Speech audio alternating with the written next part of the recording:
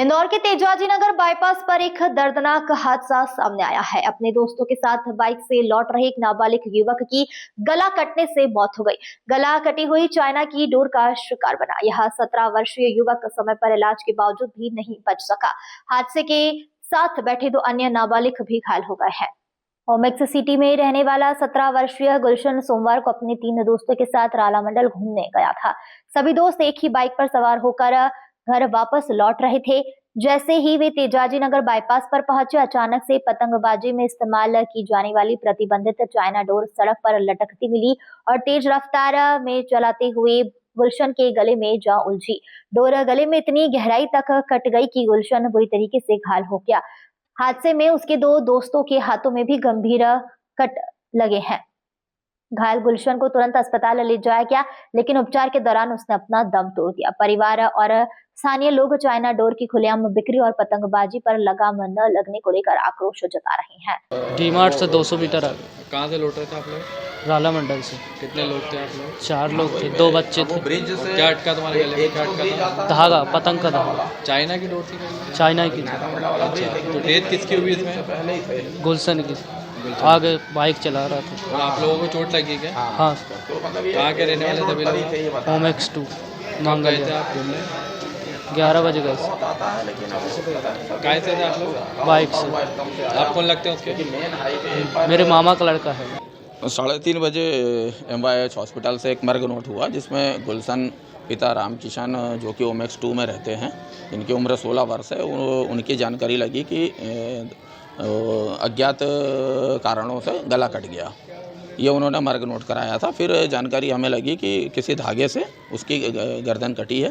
तो चूँकि मैं अभी हॉस्पिटल में मैंने बात करी है, वो जो बच्चे लोग थे, जिसमें जो मृतक है वो बाइक चला रहा था और 3 उसके दोस्त और रिश्तेदार पीछे बैठे थे, जिसमें एक अरुण है और इसके अलावा अरुण के अलावा एक कृष्णा है और एक नंदू है। कृष्णा और नंदू रिश्तेदार हैं आपस में, जिनकी उम्र 15-16 साल है।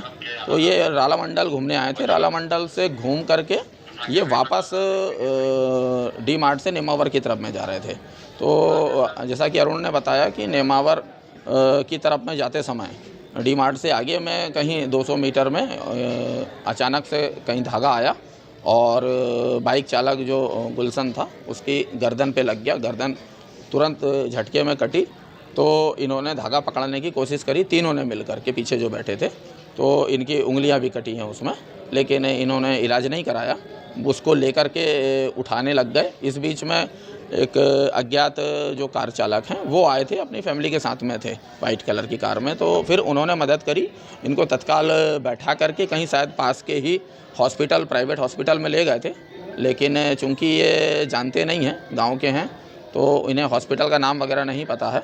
तो फिर वहाँ से शायद किसी ने बोला कि इन्हें तत्काल MYH हॉस्पिटल लेके जाएं। तो ये हॉस्पिटल के लिए वहाँ से फिर अपने जो मददगार कार चालक थे, उन्होंने हॉस्पिटल इनको छोड़ा है MYH में और यहाँ पर लेके आए। तब तक के बच्चे की जो थी मृत्यु हो चुकी थी, जिसको कि उसके बाद में फिर थाने पर सूचना दे करके अभी जानकारी नहीं है, क्योंकि वहाँ घटनास्थल पर हमारे ACP साहब स्वयं हैं वहाँ पर, वो देख रहे हैं कि किस तरफ से धागा आया है। लेकिन अभी वहाँ धागा या पतंग इस टाइप की वहाँ कोई चीज़ें वहाँ दिखी नहीं है। अभी उसकी कोशिश कर रहे हैं। तो मैं जो चश्मदीद है, अरुण जो है इनके साथ में था घटनास्थल में, तो उनको मैं स्वयं में लेके जा रहा हूँ। उसके बाद में क्लियर हो पाएगा कि घटनास्थल एग्जैक्ट कहाँ की है और किस तरफ से वो धागा आया या पतंग आई है।